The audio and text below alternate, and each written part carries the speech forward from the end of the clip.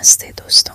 मैंने अपनी अलमारी से ताकत वाली गोली निकाली जो कभी कभार अभिषेक लेते थे और मैं किचन में चली गई। मैंने हल्दी बादाम वाला दूध बॉईल किया और उसमें एक गोली डाल दी ताकि अभिषेक को थोड़ी ताकत मिल सके। ऐसा करते करते रात के 10 से 9 बज चुके थे। फिर मैंने जल्दी से दूध का गिलास लिया और अभिषेक के कमरे में चली गई।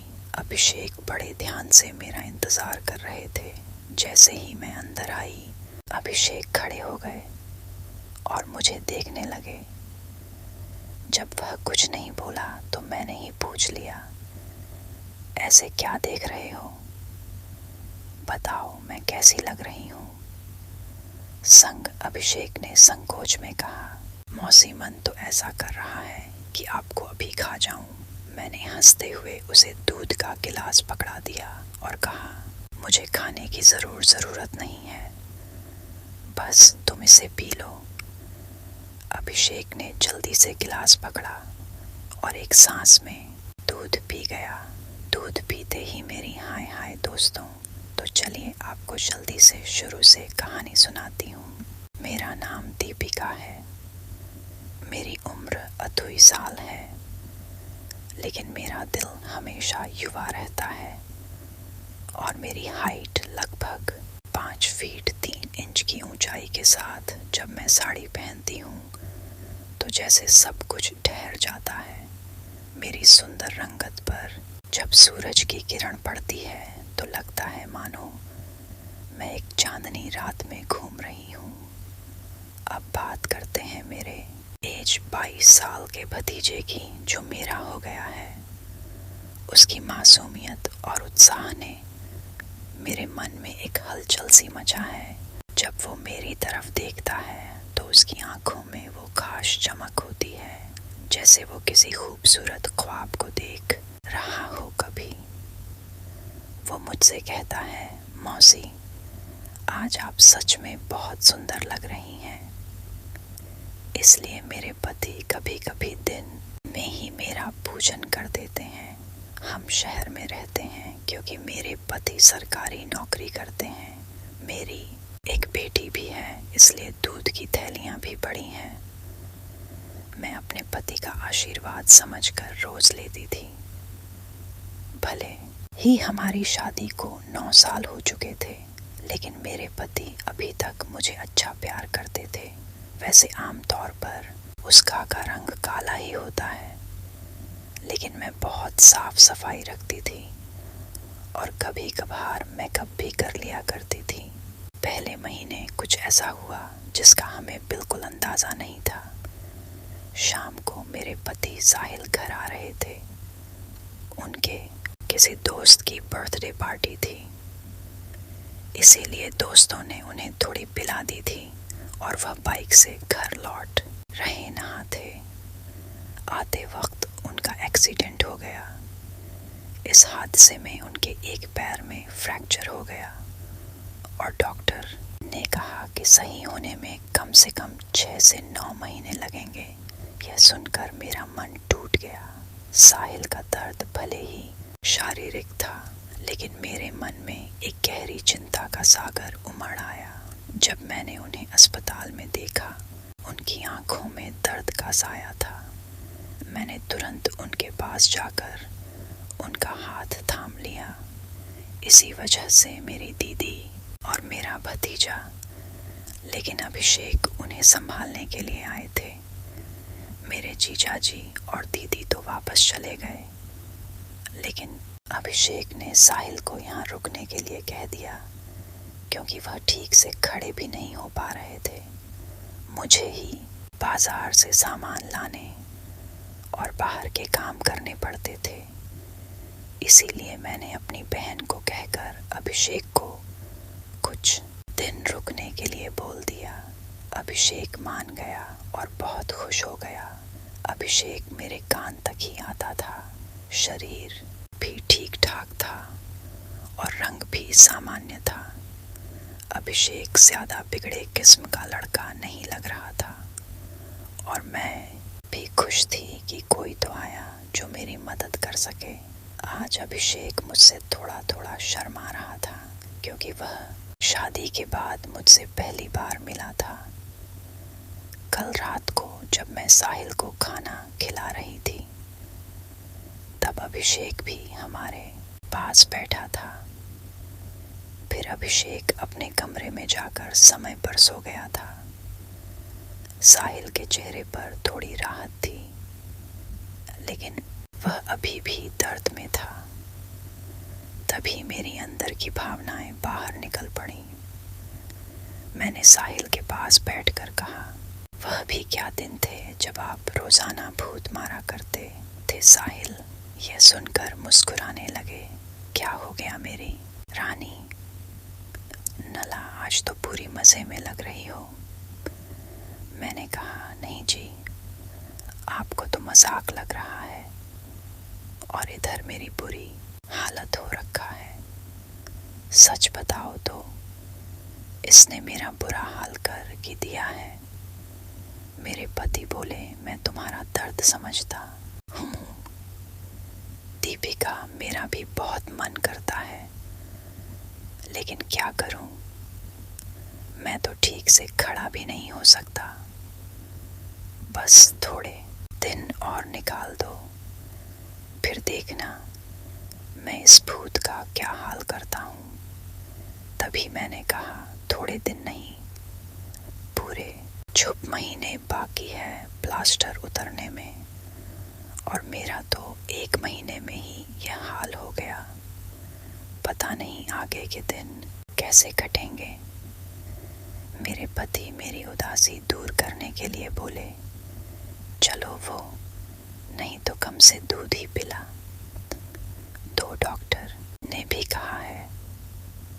तभी मैंने हंसते हुए कहा, आपके नसीब में तो वह भी है, क्योंकि आपकी बिटिया रानी ने पी लिया है। हम दोनों जोर जोर से हंसने लगे। मेरे पति मुझे खुश रखने की पूरी कोशिश करते थे, लेकिन मैं क्या करूं, सब बेकार था। थोड़ी देर बाद साहिल सो गए, क्योंकि उनकी इन दवाइयों में नींद की गोलियां भी थीं, लेकिन मुझे नींद कहाँ आ रही थी। इसीलिए मैं खड़ी होकर अभिषेक को देखने चली गई कि वह सोया है या नहीं। लेकिन अभिषेक अभी तक जाग रहा था और मोबाइल देख रहा था। मैंने उसके कमरे में जाकर कहा, क्या हुआ? इदारा, ए अभिषेक, इदारा 9 बज चुके हैं और तुम अभी तक नहीं सोए लगता है। तुम्हारे मन नहीं लग रहा है। अभिषेक उठकर बैठ गया और बोला, नहीं मौसी, ऐसी बात नहीं है, बस यूं ही फोन देखते लेट हो गया। फिर अभिषेक ने पूछा, मौसी आप भी तो नहीं सोए? मैंने कहा, मुझे तो आजकल नींद ही नहीं आती। अभिषेक ने पूछा, क्यों, क्या बात हो गई? मैंने हंसते हुए कहा कि नहीं, वो मैं तुम्हें नहीं बता सकती। जब तुम्हारी शादी होगी तो तुम्हें खुद ही पता चल जाएगा। मेरे मुंह से ऐसा सुनते ही अभिषेक ने अपनी नजरें नीचे झुका लीं और अंदर ही अंदर मुस्कुराने लगा। तभी मैंने कहा, अरे तुम तो इतनी सी बात पर शर्मा गए। अच्छा बताओ, अभी तक कोई लड़की पटाई है या कि नहीं? अभिषेक कुछ नहीं बोला। उसे अभी भी शर्मा रही थी। तभी मैंने उसका हाथ पकड़ा और कहा, अरे पागल, अपनी मौसी से इतना मत शर्माओ। बस धीरे से बोला, मौसी सच बताओ, तो ऐसी बातें मैंने अभी तक अपने दोस्तों से भी नहीं की है। मैंने कहा, अच्छा तुम मुझे अपना दोस्त ही समझ लो ना, क्योंकि मुझे ऐसी बातें करने में बहुत मज़ा है। अभिषेक ने कहा, हाँ मौसी, एक थी, लेकिन उसने अभी मेरे से दोस्ती तोड़ दी है। मैंने पूछा, तुमने उसकी पिटाई तो कर दी होगी ना? अभिषेक बोला, नहीं मौसी, सच बताओ बताओ। तो मैंने उसे ढंग से टच भी नहीं था। मैंने मुंह बनाते हुए कहा, हाँ तुम तो बड़े भोले हो अभिषेक। चलो कोई बात नहीं, अब तुम मेरे पास आ गए हो तो मैं तुम्हें सब सिखा दूंगी। मैं बातें करते करते अभिषेक के कमरे में ही सो गई थी। सुबह जब मेरी आंखें खुली तब तो अभिषेक बेड पर बैठा हुआ मुझे ही निहार रहा था। मेरे उठते ही अभिषेक ने मुझे गुड मॉर्निंग बोला।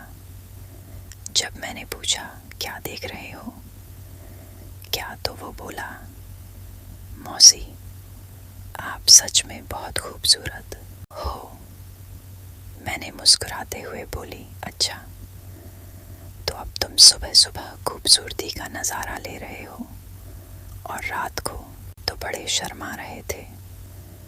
अभिषेक मुस्कुराकर पूछने लगा, मौसी आप बुरा ना मानो तो एक बात पूछ सकता हूँ। मैंने कहा, अरे पागल, मैं क्यों बुरा मानूंगी, पूछो क्या पूछना है अभिषेक। अब मुझसे कहने लगा, मौसी सच सच बताना, आप जो 2.5 किलो के वजन अपने पास लिए घूमती हो आपको भारी नहीं लगता क्या? उसकी अब बात सुनकर मेरी हंसी छूट गई। इसके बाद अभिषेक मुझसे काफ़ी खुल गया था और अब वह मुझसे ज़्यादा शर्म नहीं करता था। इससे मैं भी बहुत खुश थी क्योंकि अब मेरा भी समय अच्छे से कटने लगा था। अभिषेक को आए हुए इतरा से दिन इस दिन बीत चुके थे और वह मुझसे काफ़ी घुल मिल गया था। वह बाहर के सारे काम कर देता, बाजार से सामान ले आता और अपने चाचा को भी घुमा देता, चाचा को भी घुमा देता। मेरी तो बहुत सेवा करने लगा था। शाम को मेरे सर भी दबा देता और कभी कभी मेरे शरीर को भी आराम देता। लेकिन मेरी फरमाइश दिनों दिन बढ़ रही थी और मेरे पति की हालत अब भी वैसी थी ही थी। अब सब कुछ मेरी बर्दाश्त के बाहर हो चुका था। मैंने सोचा कि अब तो अभिषेक ही है जो मेरी हेल्प कर सकता है। वैसे मेरे पड़ोस में भी 3 लड़के रहते थे जो स्टडी करते थे। वे भी मुझे देखते थे। जब भी मैं छत पर बाल सुखाने या कपड़े सुखाने जाती तो वे मुझे ही देखते और पहले तो मैंने सोचा कि उनमें से एक को पकड़ लो ताकि कुछ समय के लिए काम चल जाए। लेकिन फिर मैंने सोचा कि मैं इस घर की इज्जत हूँ और कल को पता नहीं इनमें से कौन मुझे या मेरे पति को बदनाम कर दे। इसीलिए मैंने उन्हें भाव नहीं दिया। लेकिन अभिषेक तो घर का ही है, इसीलिए मैंने सोच लिया कि वही मेरी हेल्प कर सकता है। आज मैंने पक्का प्लान बना लिया कि आज अभिषेक हेल्प ले ही लूँगी। उसके बाद मैं रसोई में खाना बनाने चली गई। जैसे ही अभिषेक नहाकर फ्रेश होने के बाद रसोई में आया, मैंने दूध निकालने का बहाना बना दिया। मैं रसोई घर में ही लौटे से दूध निकाल रही थी। मेरी बेटी अभी नानी के घर गई हुई थी क्योंकि घर में उसे संभालने वाला कोई यही नहीं था। इसलिए अब बाकी का दूध निकालना पड़ता था और घर में मेरे पति और अभिषेक के अलावा कोई नहीं था, तो मुझे यह डर भी नहीं था। जैसे ही अभिषेक अंदर आया, वह मुझे देखकर एकदम घबरा गया और कहने लगा, सॉरी मौसी, मुझे माफ़ कर दो, मैंने देखा नहीं, और बाहर जाने लगा। तभी मैंने उसे रोक लिया। अरे अभिषेक, क्या हुआ? कोई बात नहीं, अंदर आ जाओ। अभिषेक बोला, अरे मौसी, ऐसे मैं अंदर कैसे आऊं? कहाँ ऐसे वैसे मत करो और जल्दी से आकर मेरी मदद करो। अभिषेक का मन भी कर रहा था, लेकिन मैं उसकी मौसी थी, इसीलिए वह थोड़ा अनकंफर्ट फील कर रहा था। फिर मैंने उसे कहा, अरे इतना क्या शर्मा रहे हो, अब जल्दी से आओ और मेरी मदद करो। धीरे धीरे अभिषेक रसोई में आ गया और पास आकर खड़ा हो गया। वो मुझे देखता ही रह गया। तभी मैंने कहा, ऐसे क्या घूर रहे हो, क्या तुमने आज तक नहीं देखा? अभिषेक बोला, माँ कसम मौसी, मैं आपको बता नहीं सकता कि मुझे कैसा लग रहा है। बहुत ही अच्छा है मौसी, मैंने कहा। तारीफें करना छोड़ो और यहाँ मेरी मदद करो। तभी अभिषेक बोला, मौसी मुझे नहीं आता कैसे करना है। तो मैंने कहा, अरे बुद्धू, इसमें कुछ नहीं करना, ये लो पकड़ो और बस धीरे धीरे निकलो। थोड़ी देर बाद जब यह अभिषेक के हेल्प में हाथ तेज होने लगे तो मैंने सोचा कि अब मेरा आगे झुककर सही से काम करने का समय है। मगर जैसे ही मैं झुकने लगी तो देखा कि अभिषेक का काम तो पहले ही खत्म चुका है। उसे देखकर मेरा मन बहुत उदास हुआ, लेकिन फिर भी मेरी हंसी निकल ही पड़ी।